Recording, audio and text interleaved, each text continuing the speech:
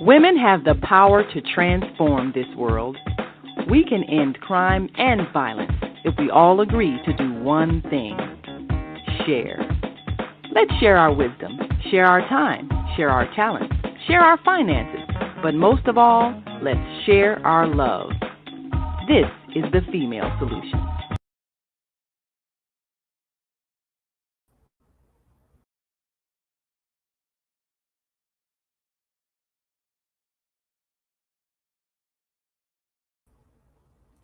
Hello, and welcome to another Wednesday night edition of the Let's Get Uncomfortable show with Aaron and me, Wende. We have a lot to share with you today, and Reverend Attorney will be joining us shortly. And we'll be continuing with our show, Are We Better Together? Are we better together? Maybe, maybe not.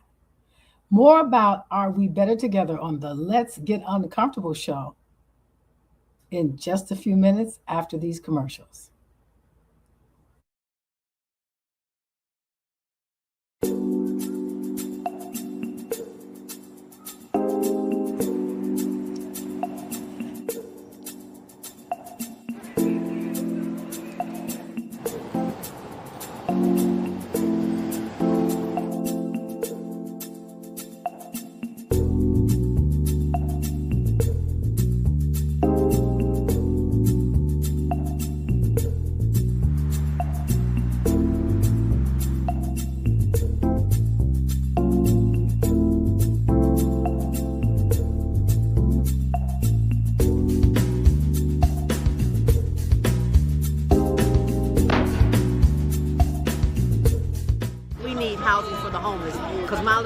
In which we're doing this documentary for Douglas Robinson, Your Death Will Not Be in Vain.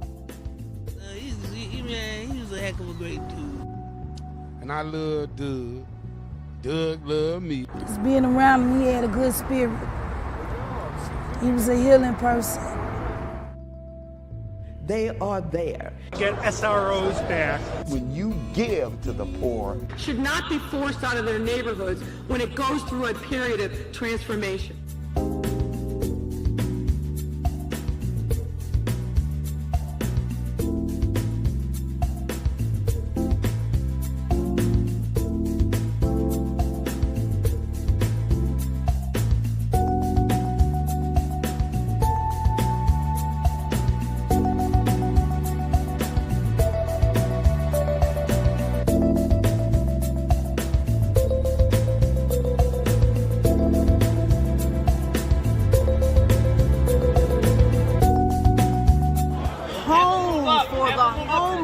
Because there are too many people who are losing their homes to taxes because they can't pay a $1,000 tax bill.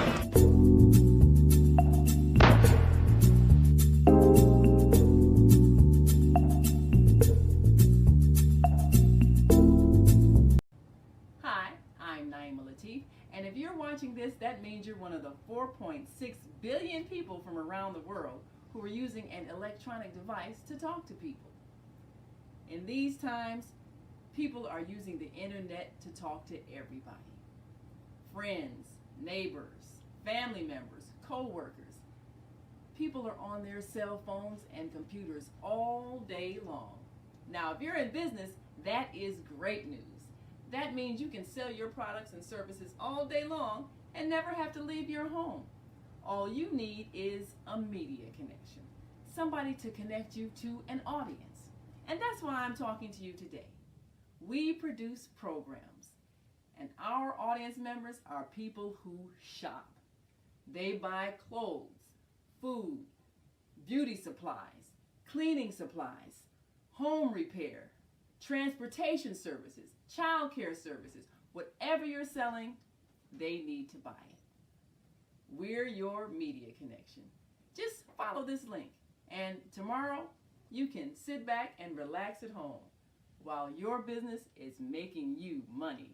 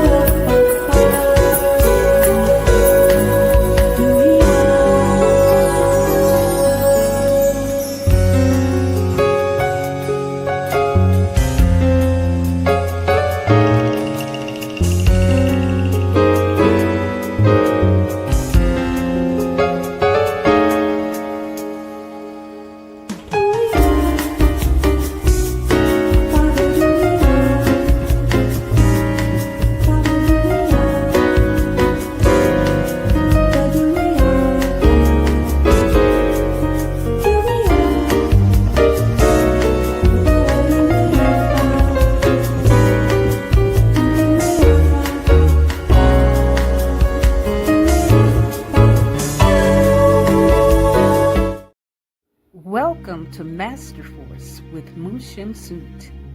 Join us each week on Thursdays at 7 a.m. Central, live on Facebook and YouTube on the Female Solution page, as we dive into powerful topics designed to assist you in mastering your life force.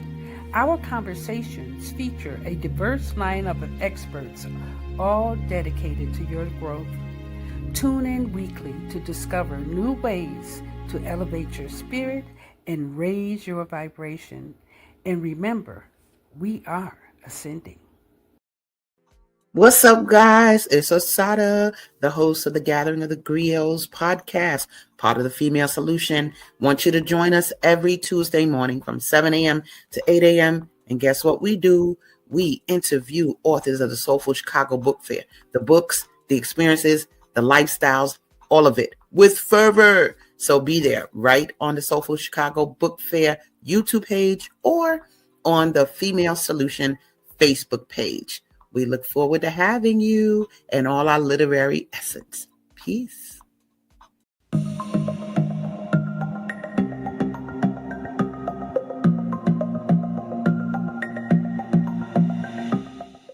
Hi, I'm Barbara. I'm Cheryl. And I'm Naima. We're three Black moms. And in case you didn't notice the resemblance, we're also three sisters. We're going to be coming to you every week, sharing our successes and our mistakes as we navigate our lives as moms, wives, sisters, daughters, and of course, Black women in today's world. We'll talk about it all: race, politics, religion, economics, culture, and we'll take a look at everything from whether or not to use corporal punishment to how do you teach your children about sex. Look for our upcoming book, Growing Up Charles. It's a personal story about our lives growing up in Maple Park on Chicago's South Side. I'm Barbara. I'm Cheryl. And I'm Naima. We're three Black moms. Follow us on Facebook and subscribe to our YouTube channel, Three Black Moms.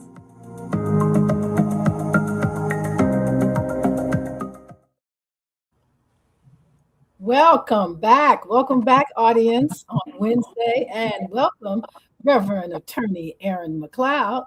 I'm Wendy Williams. This is Aaron, and this is the Let's Get Uncomfortable show. If you're just now checking in, tune in with us every first and third Wednesdays, right here at 7 o'clock p.m. to 8 p.m. Yes, our show is the show we call the Let's Get Uncomfortable show because we believe more than often we're talking about subjects that will make you uncomfortable. There are some of the subjects that make even me uncomfortable. Isn't that right, Rev? That is so true. That is so true, my dear sister. It's so good to see you on today. And more specifically, it's a personal treat for me to be with you on today. Why? Because today is my birthday. Hey, happy birthday to you. That's about as much as I can sing without getting in the copyright trouble. So many returns of your birthday, dear brother. And this is a time that we are hoping that we get many returns. There are lots been happening in the news, current events. And we just pray that we all survive all this and you see many returns of your birthday. Thank you. Thank you, my dear sister. Mm-hmm. All right. So we had decided to maybe just cover Are You Better Together in one episode, but we've decided to cover this topic probably maybe for a couple of more weeks, which might put us right there at Valentine's Day. I can't be sure about that, but it might put us right at Valentine's Day. Are we better together? Better we make that decision up front. You know, what I like about our producer, Naima Latif, she really does a lot in terms of pulling together very homogeneous, if you will, topics. And I'm so happy with that opening that we see so many of our sisters discovering and talking about the spiritual and how to hold on, and some political issues with regard to homeless, the mentally ill, education. But here on this show, we would like to share basically the basic premise is how to avoid really finding yourself caught up in the system. Finding yourself caught up in the system. And one of those ways that we have discovered is that are we choosing people and situations in which we will be better together, or should those situations be avoided? And so we selected a topic that we wanted to work with. It would include business relationships, intimate romantic relationships, even friendships, sort, and any other business relationship that you can think of, even a relationship with the members of certain organizations that you may join. Are you better together? And if being better together is very important, then let's see if we can help you get somewhat comfortable with an uncomfortable situation, which is maybe we don't get along, but maybe we have to because there's children involved, there's mortgages, there's debts, there's liabilities, there's even fun. One of the funniest stories I ever heard was that a guy said, I've got to stay with my wife because she's one of the best dancers in the city of Chicago. If you made stepping, that was important to him. And sometimes it's those little things that keep a relationship together. It really means a lot to that person. So, what is the meaning of a relationship? What does it involve? Well, I'll tell you this, and Rev knows how I feel about this. There are 4 things that you have to clear and make sure that you can get past those 4 things so that you can get to the other side of that relationship. And as I always say, you've got to look at criminal activity in a family that you want to merge into. You have to look at where the mental illness is, especially if you're having children, because that can come through the gene pool. You have to take a look at addictions, holics.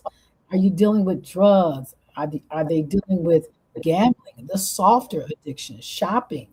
All those things could have an impact on a relationship. And of course, my all-time, please pay attention to violence. Whether a family is plagued with victims or perpetrators.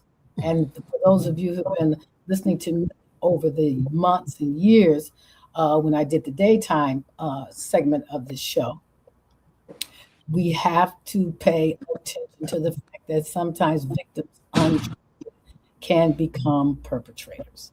Yeah, that's a reality. Haven't we seen that a lot, Rev, in the courtroom, especially in probate matters? Boy, come out in probate. And I think there's more county sheriffs on the floors with family law issues, probate, than there are with the criminal cases. I noticed that, and I thought that was a shocking reality because they'll fight in the hallways. So we want to remind you guys, don't pass up that skeleton of those 4 things, because everything else we say today on the show, well, we might have you uncomfortable because, you know, your relationship is not prepared. It has not gotten to that foundational level.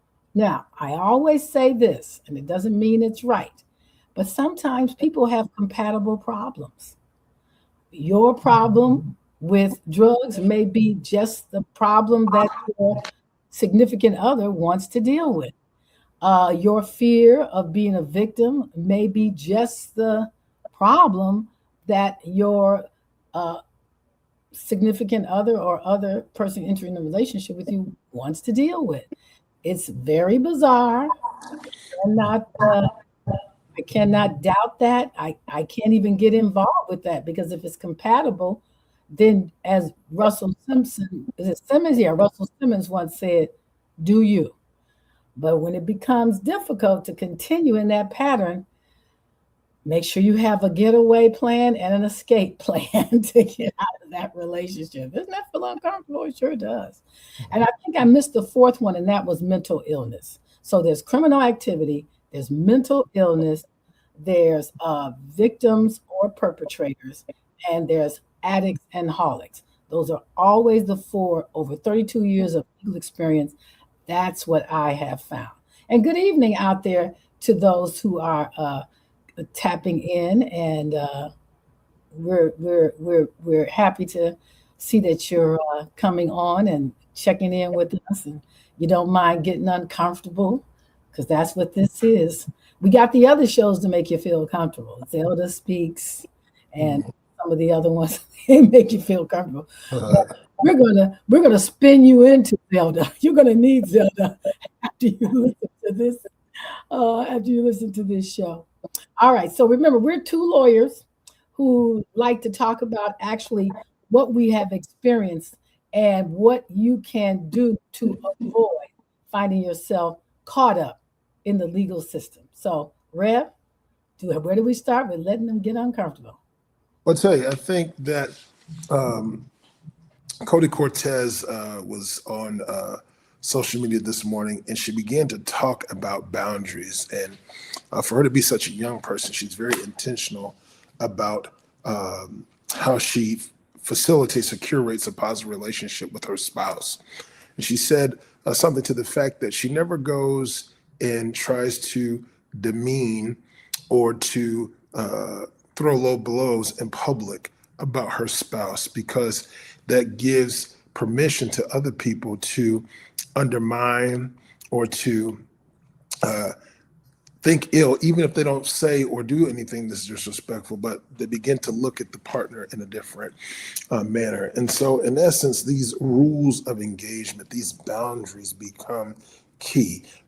Boundaries cannot be foreign when we are living and working in concert with one another. Boundaries amongst siblings, boundaries amongst family members, cousins, boundaries amongst different family members, aunts and uncles, without there being limitations as far as how we, or rules of engagement, or how we interact with one another, we're doomed for failure.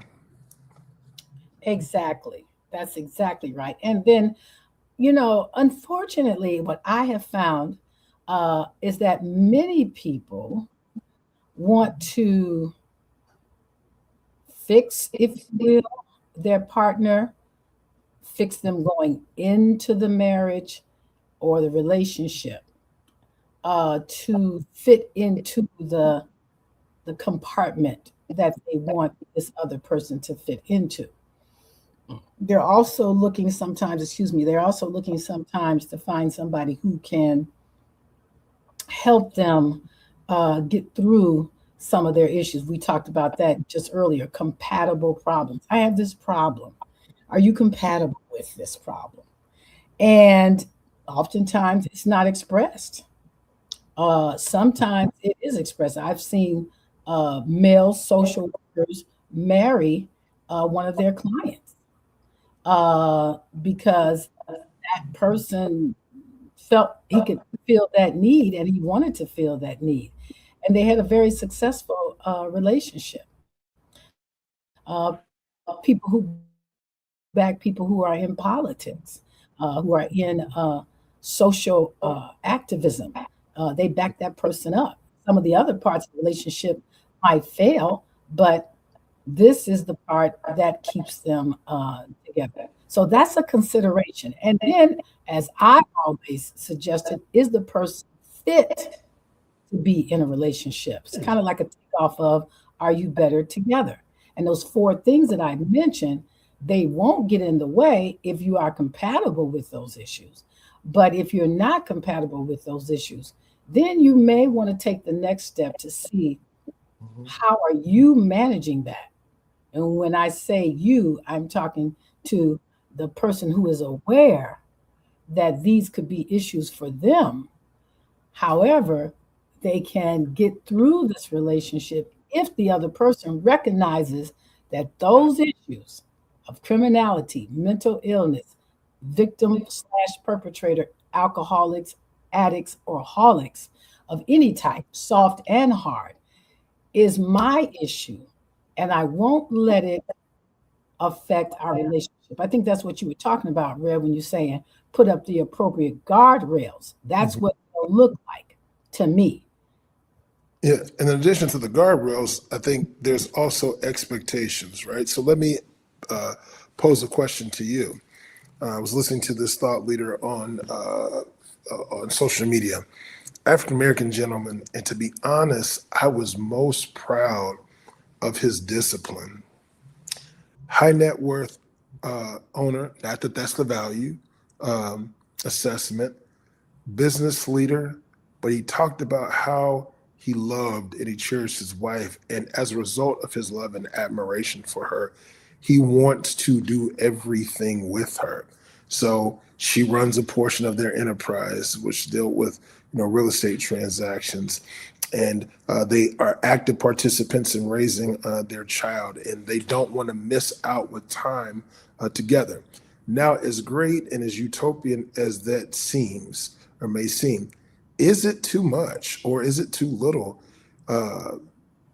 to regard or demand that your partner, particularly in intimate relationships or even in friendships, be everything to you, or that it be holistically compatible? Or are we just dealing with, are we being unrealistic? Or are we trying to find somebody who we are, not necessarily fully compatible with, but somebody we can get along with and make it with? And that person doesn't have to be everything, and what they're lacking, you might be able to find outside a relationship. Well, my opinion is all those things have to be discussed up front. Mm-hmm. And we want to start with the premise of know thyself and to thine own self be true. Mm-hmm. If you know yourself and you're willing to be true to yourself, then part of it has to be not expecting the other person to read your mind. So I suggest in the first 90 days to 6 months of a relationship, I'm going to put some math in here. The first 90 days to 60 months should be a discovery process. What do you like? For me, I have a level of self-sufficiency with regard to what I'm doing to take care of myself. But what I don't have, and what I love to have, is a social life with my partner. I would like for that person to be compatible with my activities. Do you like to roller skate? Do you like going to museums? Mm-hmm. Do you like flying to different countries and looking at historical,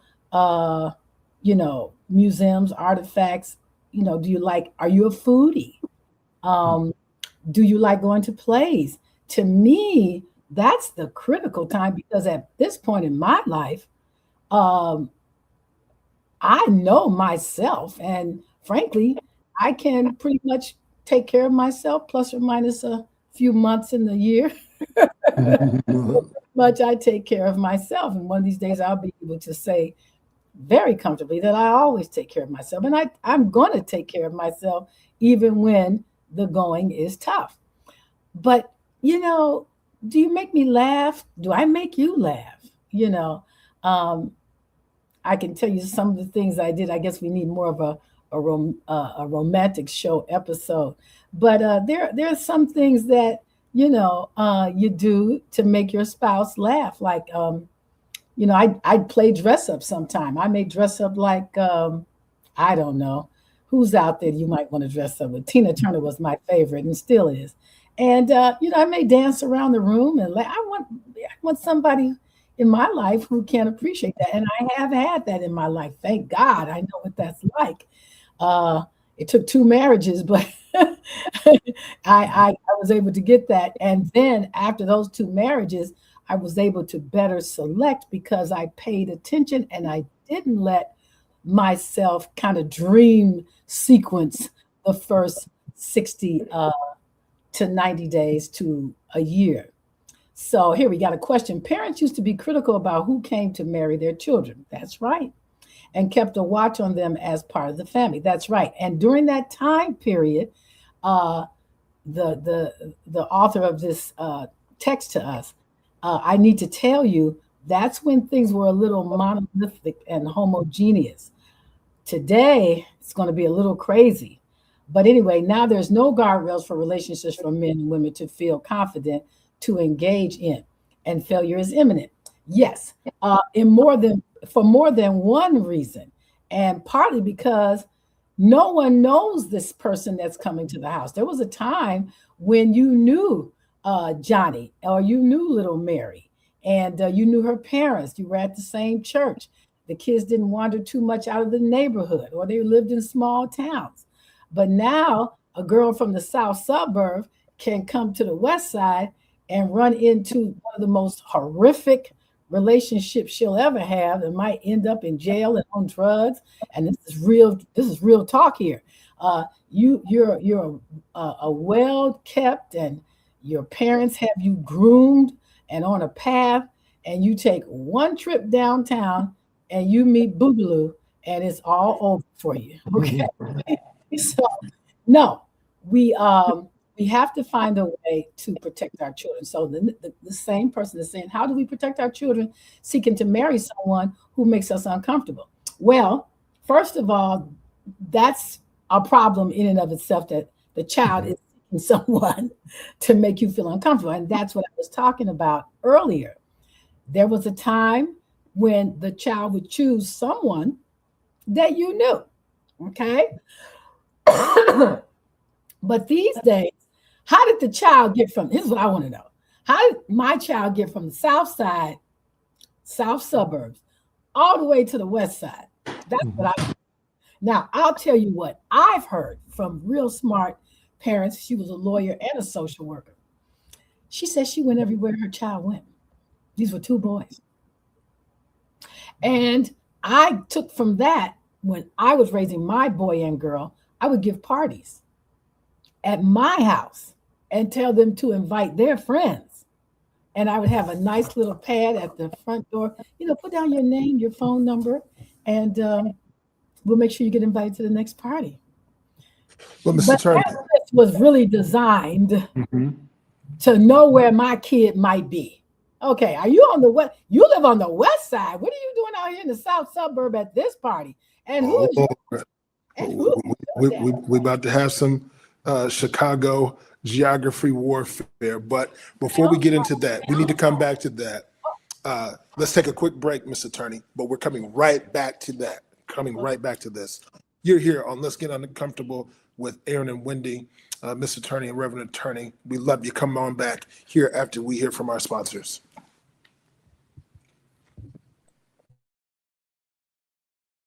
We are global transformers, changing the world from the way it is to the way it should be. We are one. Wherever we live on this earth, we are one human family. On behalf of our team of radio hosts, I'd like to extend a greeting to all the members of our family, whenever and wherever you may be listening around the world. To our family in China, Ni Hao. In India, Namaste. In Japan, Konnichiwa. In Korea, Annyeonghaseyo. In Russia, Здравствуйте. In Germany, Guten Tag. In Poland, Dzień dobry. In France, Bonjour.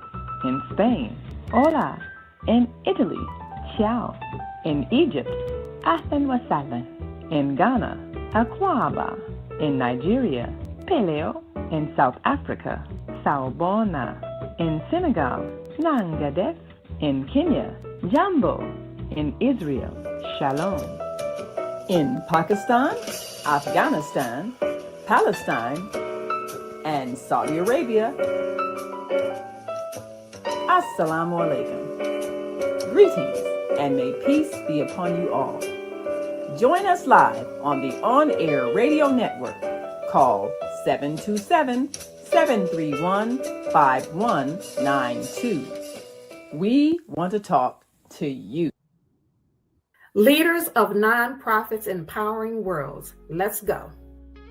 But the vision that God gave me, I I felt that it was time for me to step out and work on the vision that God gave me.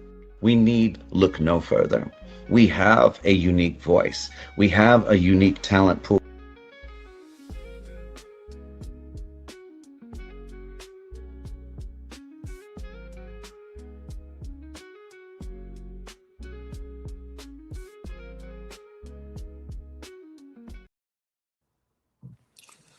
All right, we're back. Ms. Attorney, let's go back to this question that you were unpacking about your children being attracted or trying to get with people who make you feel uncomfortable when they're trying to build these meaningful partnerships, particularly intimate relationships, maybe friends. Let's go back to that and what you recommend or what you've done. What's the story behind that? What's your philosophy behind that? Some real practical things. That was one thing that my girlfriend used. And as an attorney, once upon a time, a young attorney, I actually went to a gang initiation. And that was an interesting experience because I was like, this is all wrong. The way they were going about it, the beatings each other and see if they could take the beatings. I really didn't like that. And but they had a lot of respect for me. In fact, those young men that escaped prison or successfully made it out of prison and successfully have improved their lives, they kind of appreciated that about me. And it's very interesting. I'm gonna answer this question. Give me a moment to kind of get to that. I mean, don't rush. Take your time. So what happens, I'm thinking, is that the kids want to know that you care. So even though it looks a little overbearing, you can get through that. You can do it without it looking overbearing. Like I said, sign in here. If you don't sign in, you're not going to make the next birthday party. And wasn't this one great afterwards? And you can also get a look. Now, what that social worker / lawyer did, because she was a social worker and a lawyer, she would, if her kids weren't answering their phones or they couldn't be found, she showed up at the homes that were on the list. She showed up at those places. Hi. And after a while, those up to no good said, hey guys, you can't come over here anymore because your mama keeps showing up. And actually, I wish my mama would show up and look for me. She's not looking for me. You see? Now, this person says, well, is transportation not a problem? And most have cars now. That's right. But you still have the list. Or you can still, invite them to have lunch with you guys. You can stop at a Burger King or something like that. Here, bottom line, figure it out how to get to know who your kids are running around with. And if you come to that place in life where you're just unlucky, then what are you going to do after that? Now, there was a time where there was enough money in the family, you would send the kids away. How about the kid ended up in Mississippi for the summer? That was the end of the West Side guy, okay? Because he couldn't catch up with her. Now today, he may be able to catch up with her. I doubt if he's going to get on a train and travel down to Louisiana, Arkansas, or places of that nature. But the most important thing is this. Why doesn't your child share these things with you? Let's go back to you. What's going on? Do you sit down with your daughter and son and say, who is she and what is she like? The little girls were knocking on my door to see my son. And I got a chance to get a kind of a field of vision on who he was going out with and playing with. And the girls are generally easier to catch up with because you can invite them in. You want to come in, you want a soft drink, or where do you live and where do you go to school? I mean, we have to pry. These are your kids now. Now, I always tell parents, do you want to spend the bond money or do you want to spend it on tuition? And you can pay me. I'll take it all. I'll take all that tuition money. But if you want to keep me in the poorhouse, Find a way to get to know what your kids are doing, really. And watch out for those slumber parties. Let's get uncomfortable. I've seen a slumber party where all the little girls got raped by the older brother's friends because there was no one chaperoning those slumber parties. That's another thing that you can do. You have to make sure you're chaperoning. Create those things. I mean, I've seen people get creative with weddings and what's the other things? Weddings and bridal showers and let's go to Dubai and get married. Come on. You got to be able to figure out how to outsmart your child. I mean, at least to the point that when he or she really screws up, you can say, hey, these are all the things I asked you not to do. These are all the things I did to prevent you from being here reasonably. Do you really expect me now to shuffle out the mortgage money, the car note money, or the other kids' tuition money to bond you out of jail? The answer should be a resounding no.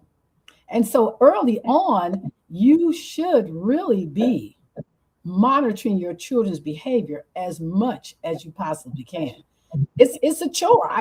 Quite frankly, the experts are saying now, work during your pregnancy, have your child, be at home with the child up to 6 years old, and from 6 years old to 18, when they start school, you're at home. So that means you're not getting your nails done. You're not getting your hair done. You're not getting lashes put. Now, I do say stay in the gym, okay? We got to stay in the gym. We got to keep teeth, during that time. And you got to make sure your skin is in great shape because I can attest to the fact there's life after 50. Okay, there's life after menopause, not all over. Okay. So that's what needs to be done. You're going to need to get a strategy and a plan to outwit someone you gave birth to. And it's not easy. And let me tell you, I made a lot of mistakes. Raising mine, but I did some things right. And at least I was able to keep my kids out of jail.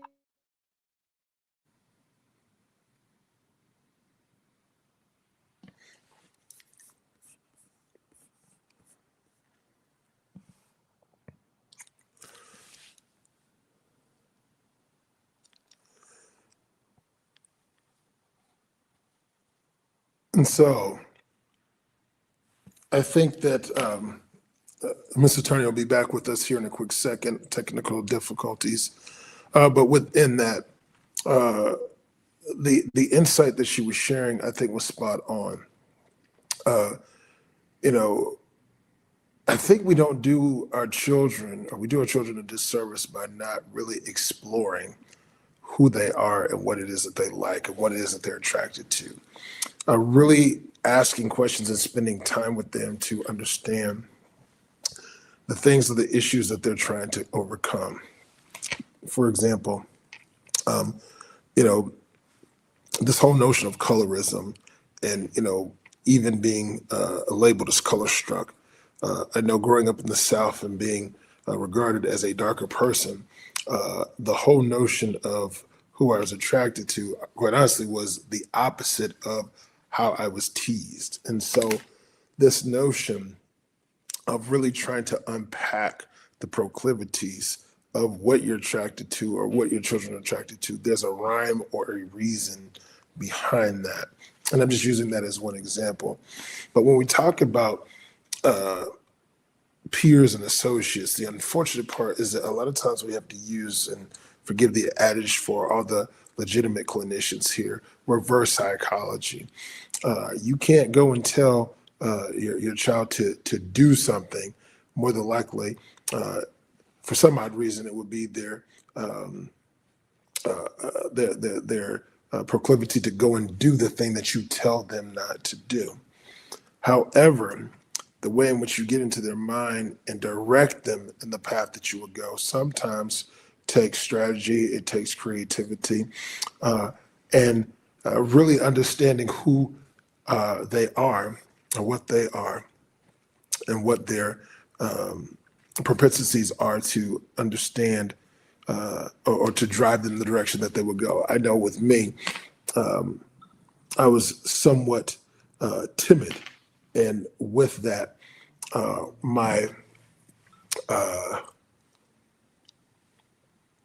would get in situations, and the things that my parents I knew didn't want me to do, or certain trouble I did not want to get in, I feared not only my parents, but the consequences of my actions, because I knew that if I did something that was of ill repute or that was wrong, my parents were going to make me suffer the consequences accordingly. And so I veered from certain realities, if you will, or from certain behaviors or endeavors, because I did not want to suffer the consequences. I did not want to deal with the realities that my behavior might have me result in. And so to that end, knowing what those the proclivities of your children, I think, becomes a huge advantage. Also, this whole notion of do this or comply because I said so.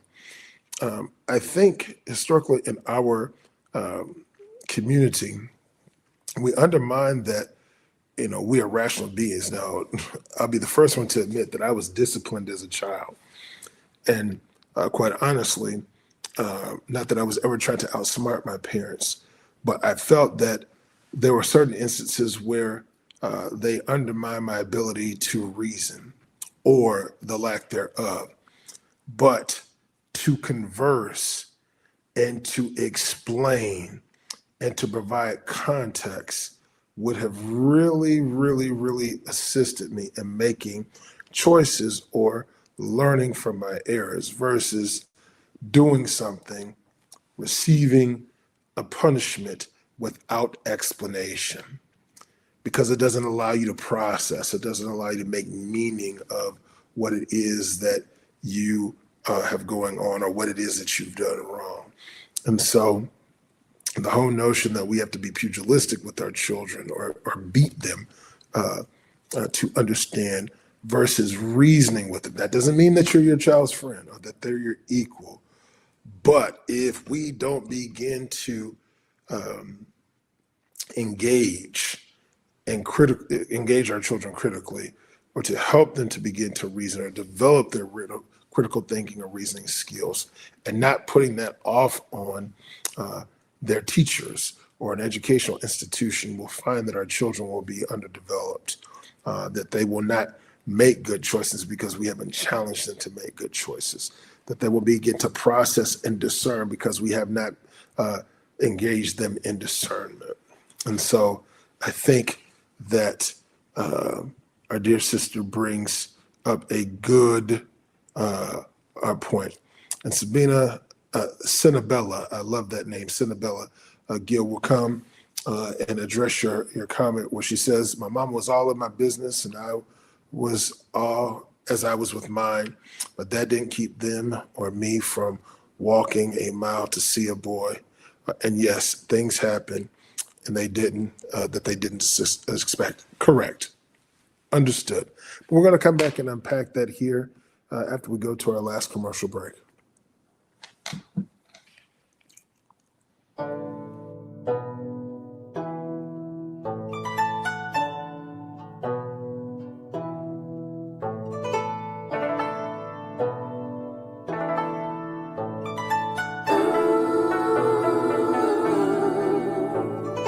Mommy teaches the young ninja, teaches him to be cool. Mommy teaches the young ninja, teaches him to take a breath. Mommy teaches the young ninja, teaches him to be cool. teaches him to have a rest. Mommy teaches the young ninja, teaches him to be cool, teaches him to do his best. Mommy teaches the young ninja, teaches him to be cool, teaches him to ace his test. Mommy teaches the young ninja, teaches him to be cool, teaches him to trust himself. Mommy teaches the young ninja, teaches him to be cool, teaches him to choose good food. Mommy teaches the young ninja, teaches him to be cool, teaches him to see his best. Mommy teaches the young ninja, teaches him to be cool. Mommy teaches the young ninja. All right, we are back. Miss Attorney.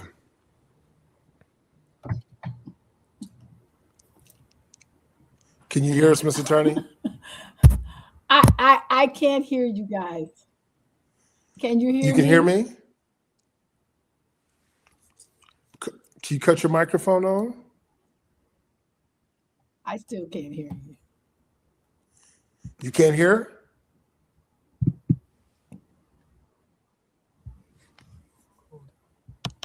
Okay.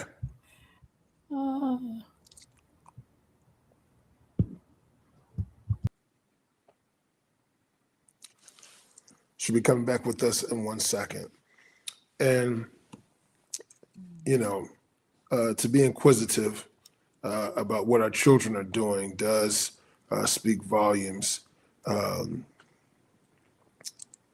about our care and our concern for our children, but they must be monitored. We forget that our children have undeveloped minds, and they must be monitored, because they will, if left up to their own devices, they will make immature decisions. And so we've been there. And the same things that our parents that we were trying to get into, our parents got into. So there's nothing new up under the sun. Still again, Sabella say, I like that. Dealing with your parents can be a deterrent. I was not crossing mine. Yes, I wasn't crossing mine either. I was not crossing mine either. And my mother, for some odd reason, took pride in trying to embarrass me in public. And so I tried my best to be on my best behavior, because I wanted to be a reflection of my family and the expectations that they had. When we talk about associations, in particular partnerships, one thing I will say that I wish my parents would have done differently is they really set boundaries as far as making sure that I was associated with good people, in particular my male peers. However, on the dating scene, or the dating end, that was somewhat taboo, to be quite honest with you. This whole notion of being in a relationship at a early age, a teenager, I had to be 14, 15, 16 before I could have a girlfriend. And more specifically, I think it was even older for my younger sister. But how to be healthy in a relationship, particularly in your young years, to understand that it's normal to have a friend intimately, or a close platonic friend who is of the opposite sex, or who you're attracted to, and to be in that relationship in a healthful sense. And sometimes we don't navigate that well because we have not been taught to do so. Mr. Attorney, what are your thoughts? Okay. So with that, Simbella is saying, how do we really help them to understand that we have their best interest at heart without losing them? I think, Simbella, the way in which we convey that is to help them understand that, roles, parent, child, I'm guiding, and then also to provide examples. I'll tell you, my father was not very hands-on. He taught his classes, he played his golf, but the times when we were able to bond, it was priceless. One, the things and the values that my mother raised me with were secondary or tertiary to him. I had to go to church because my grandmother and my mother said go to church. But my most fondest memories were going to sporting events with my dad or going out to eat with him, and to have him engage me, especially when he felt that my cognitive ability had reached a level where we could have a conversation.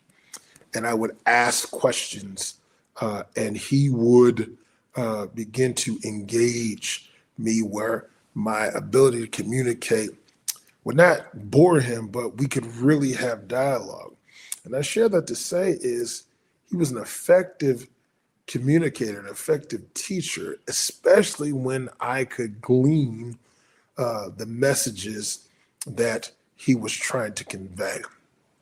I miss him dearly because once I could relate to him and begin to engage and communicate on his level, he was a wealth of knowledge, and I could go to him for advice, much more so as an older person versus a younger person.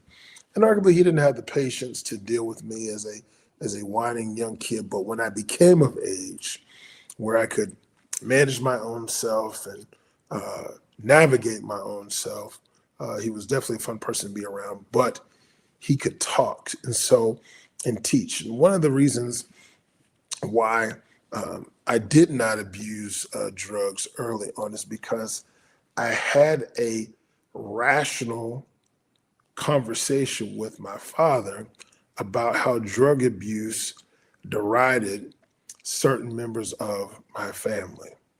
And he was able to convey and make his points and say, don't do this because I said so. You might want to choose not to do this because here are the consequences. Here are the examples. This is what you don't want.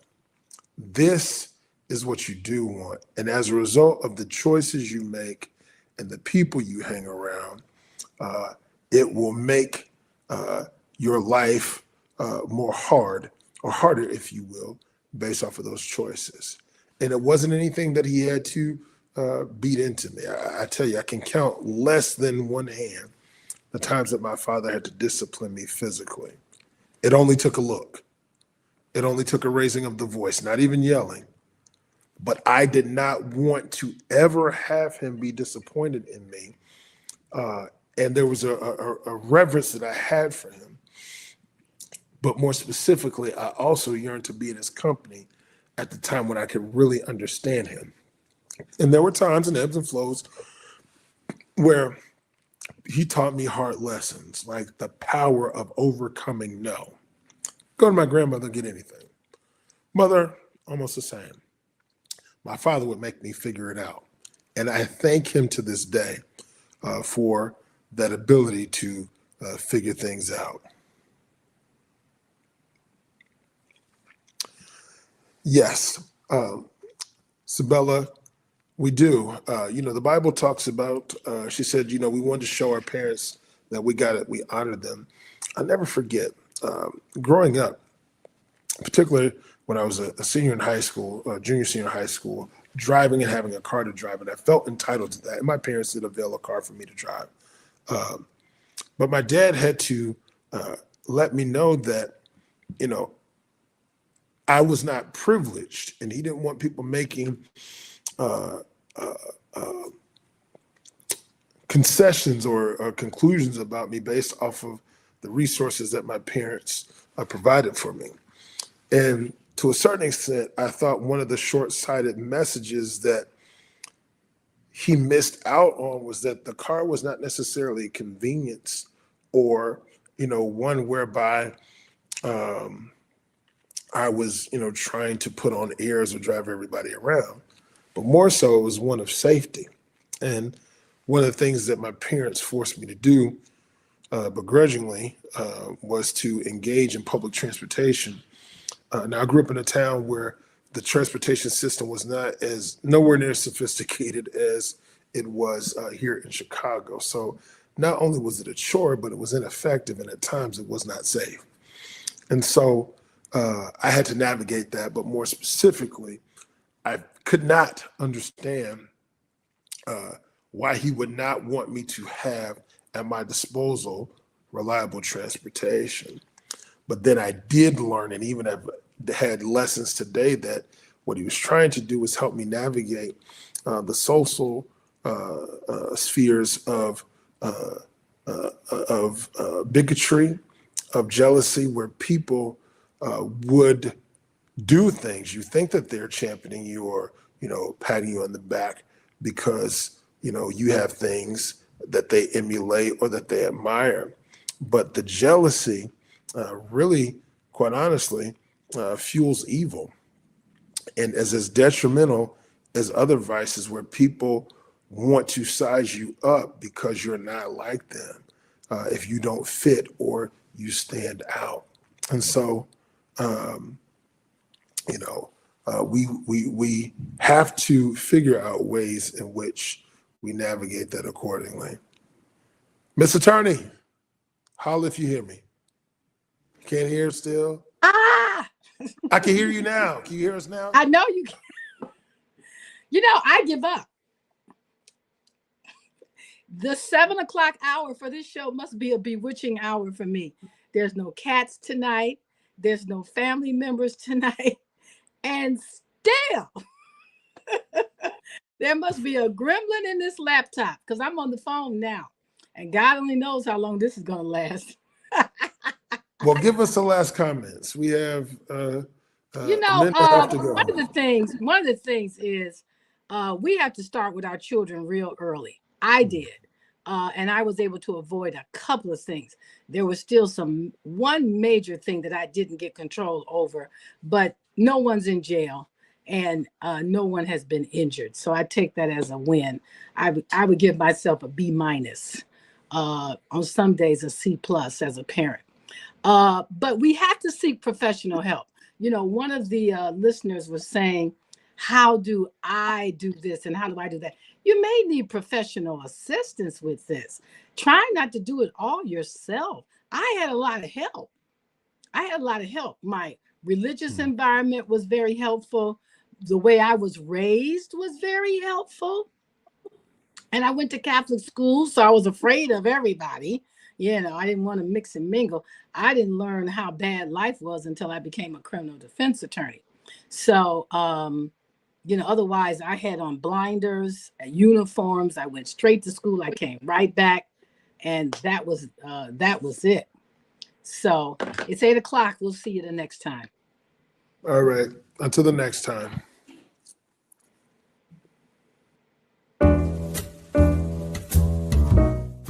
We've come to the end of our show today. If you missed any broadcasts, go to our website for the audio and video archives at www.thefemalesolution.com. On behalf of our team of radio hosts, I'd like to thank all of you who participated in today's discussions. And to our global family joining us from all around the world, we say thank you. To our family in China, xie xie. India, Dhanyavad. Japan, arigato. Korea, kamsamnida. Russia, spasiba.